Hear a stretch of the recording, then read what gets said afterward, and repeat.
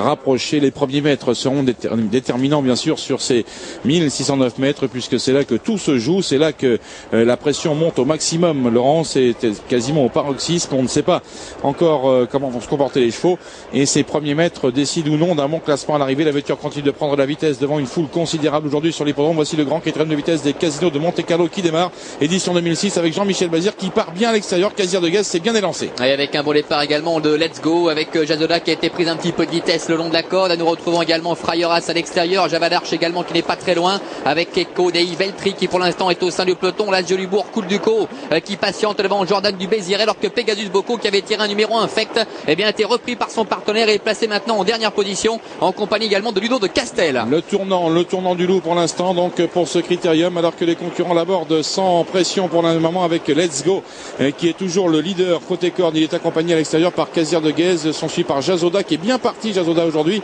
Javadarche leur a emboîté le pas très vite, et puis on retrouve derrière Coul Ducos qui vient à la hauteur du numéro 10 qui est toujours bien placé, c'est Chimbelusion. Et puis Jos Verbeek qui les boite maintenant avec Coul Ducos qui est temps d'accélérer, car ils n'ont peut-être pas forcément été très vite à cet instant, et Let's Go contrôle pour l'instant avec au centre Casir de Guèze, Coul Ducos qui place une banderie, Jazoda qui est tout près avec Javadarche, un petit peu plus loin. Chimbelusion est en 5-6e position, il se dirige bientôt déjà vers le tournant final avec Coul Ducos qui tente de prendre l'avantage, mais il est contré par Let's Go. Let's Go qui est toujours là et qui va très très bien aujourd'hui. On avait joué la carte de la fraîcheur avec lui, ça s'avère pour l'instant payant, mais Jean-Michel Bazir n'a pas dit son dernier mot après avoir laissé passer Jos Verbeek. Il repasse à l'attaque maintenant à l'extérieur, il vient maintenant de lancer la course. Jean-Michel Bazir prend l'avantage maintenant, essaye de démarrer à environ 500 mètres du poteau. Il est contré par Let's Go qui est toujours là, mais celui-ci donne quelques signes de lassitude. Maintenant son adversaire vient de prendre l'avantage, et si tout va bien, Casir de Guèze est peut-être parti pour une belle performance. Allez, Casir de Guèze qui se détache avec Let's Go qui essaie de repartir le long de la corde. Coul Ducos qui est lancé, attention à Coul Ducos néanmoins, avec Casir de Guèze qui a très nettement le meilleur. Coul Ducos qui est deuxième